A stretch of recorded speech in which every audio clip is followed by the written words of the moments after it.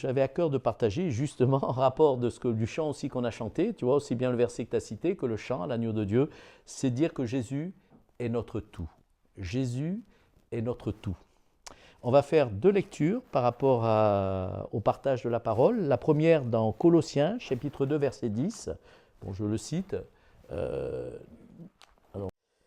Or, c'est par lui donc, que vous êtes en Jésus-Christ, lequel, de par Dieu, a été fait pour nous, Jésus a été fait pour nous sagesse, justice, sanctification et rédemption. Comme il est écrit que celui qui se glorifie, se glorifie dans le Seigneur, d'appartenir à Jésus et de rien d'autre. Jésus est le centre de l'Écriture. Blaise Pascal disait que l'Ancien Testament avait Jésus comme attente. Le Nouveau Testament, Jésus comme modèle. Mais tous deux ont Jésus pour centre. Et regarder à Jésus, c'est regarder au Père. Jésus est d'abord notre sagesse. L'Écriture dit que la sagesse est un arbre de vie pour ceux qui la saisissent. Et la sagesse, au chapitre 8, 9 du livre des Proverbes, la sagesse personnifiée, c'est Jésus. Et dans le jardin d'Éden, il y avait 2 arbres. Enfin, il y avait beaucoup d'arbres, mais un arbre qui a été défendu ensuite pour pas qu'on y touche, c'était l'arbre de vie et l'arbre de la connaissance du bien et du mal. Et on ne sait que trop qu'on a fait ce mauvais choix. Et l'arbre de vie, c'est Jésus. Et Jésus est la sagesse personnifiée.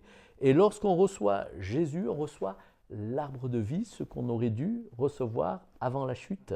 Cette vie de gloire pour l'éternité dans la dépendance de Dieu. Mais ayant fait le mauvais choix, hélas, l'arbre de la connaissance à vouloir vivre dans l'indépendance de Dieu, on en subit les conséquences aujourd'hui. Alors, si Jésus est notre sagesse, comment vivre d'une manière sage sur cette terre? Alors, bien sûr, d'une manière sage, d'une manière équilibrée, faut savoir gérer, il faut savoir... bien sûr, tout cela, il est nécessaire d'avoir tout cela en plus, et Dieu nous donne beaucoup de conseils pour savoir comment gérer sa vie de manière intelligente en société. Hein. Mais c'est avant tout la crainte de Dieu. L'homme est sujet à la crainte.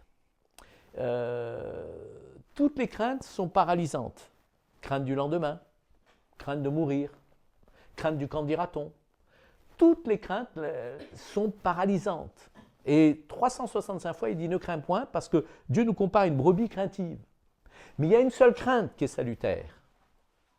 Et c'est de cette crainte qui découle le commencement de la sagesse, c'est la crainte de Dieu.